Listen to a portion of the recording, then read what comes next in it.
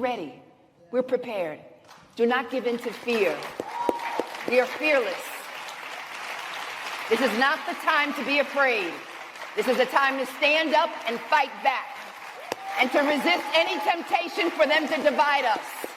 We're in this together. The rule of law is on our side. We will not give in, not give up. We will not capitulate. We will not bow. We will not bend. We will survive.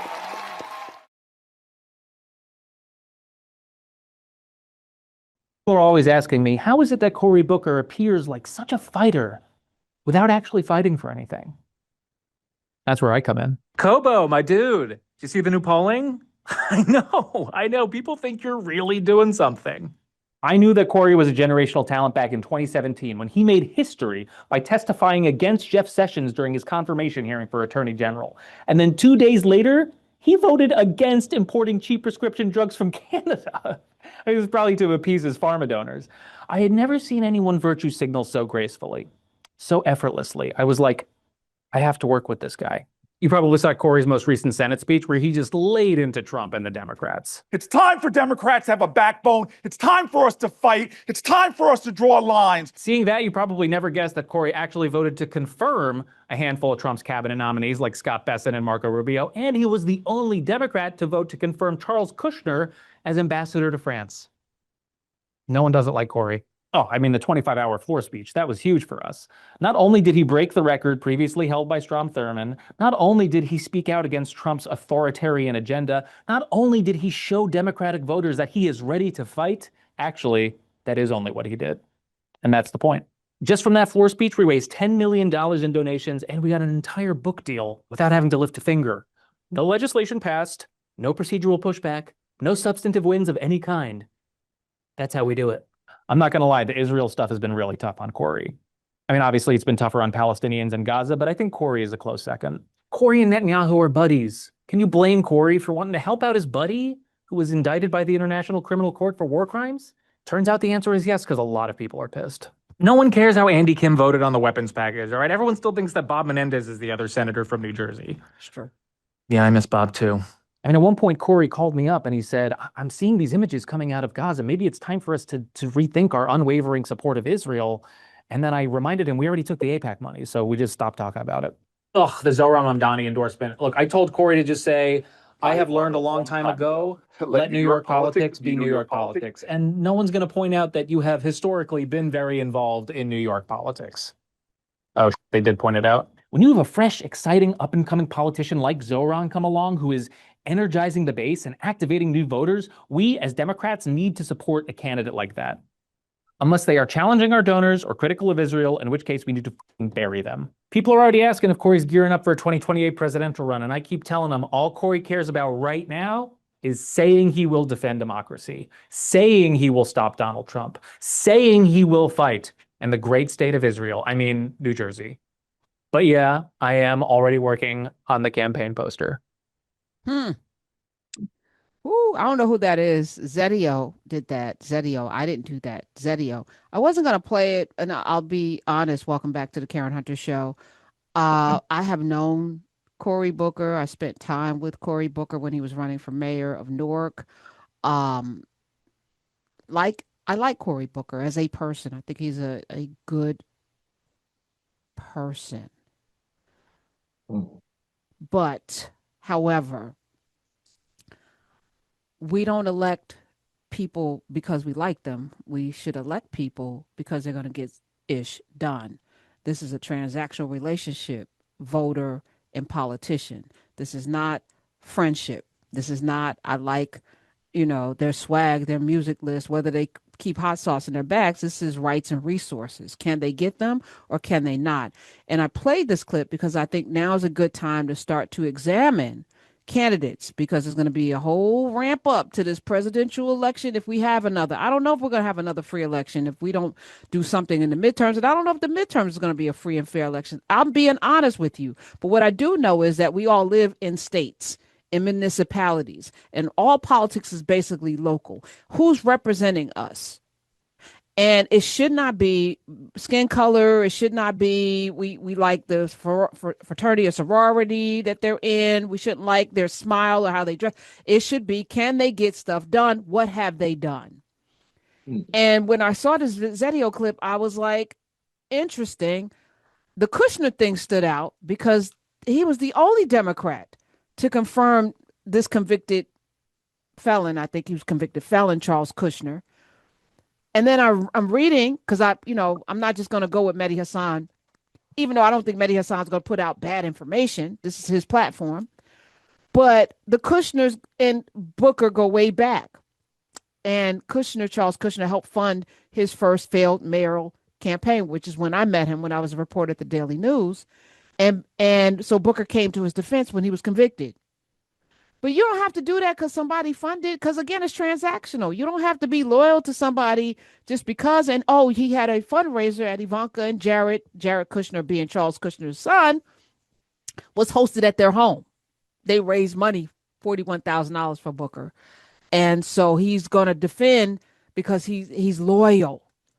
But you weren't elected by the Kushners. You were elected by the people of New Jersey to represent us federally. And we don't like that. Collectively, okay? Let me welcome.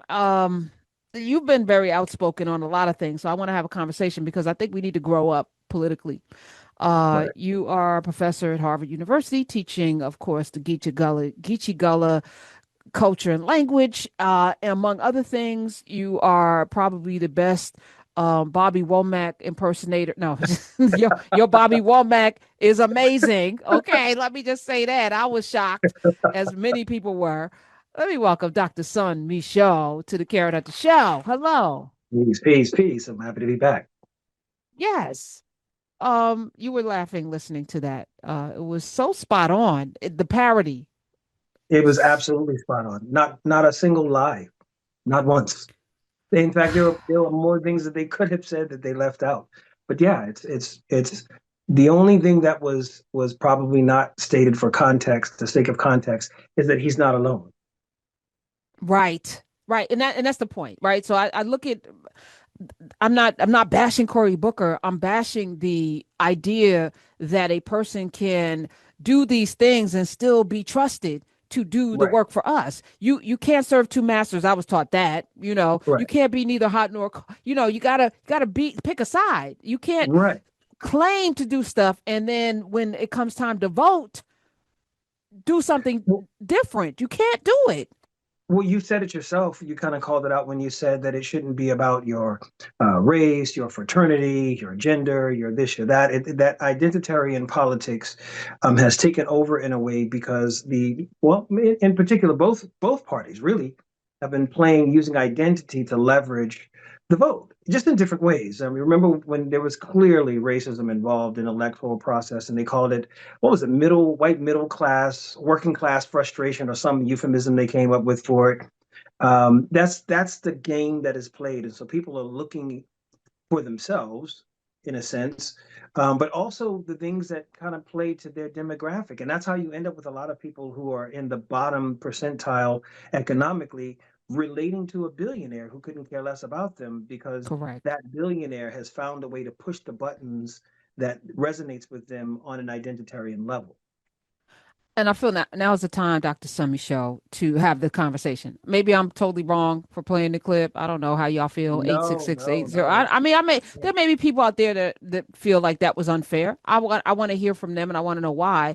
866-801-8255. But I don't want to wait until people are already candidates. We need to have the conversation now about representation, how we really support people. Who do we support? Because Mom Domney is creating a problem right now in our electoral process for these institutional politicians who are Right. used to things going a certain kind of way. And he's not, and this is not even Bernie Sanders. This is something Right.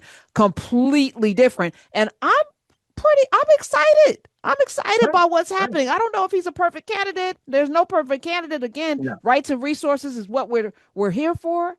But I Mhm. like that he bothers so many people. Well, and then he bothers the right people. When you take a look at the people who are most bothered by him, people who have been brought up on some unseen, let's just say some unbecoming charges, and people who fraud and sexual harassment, and I mean this is the character of people who find his candidacy to be something that's bad for New York without taking a look at themselves. So, but I think the pushback that you might get, maybe possibly for playing that clip and taking the position that you have, is binary thinking.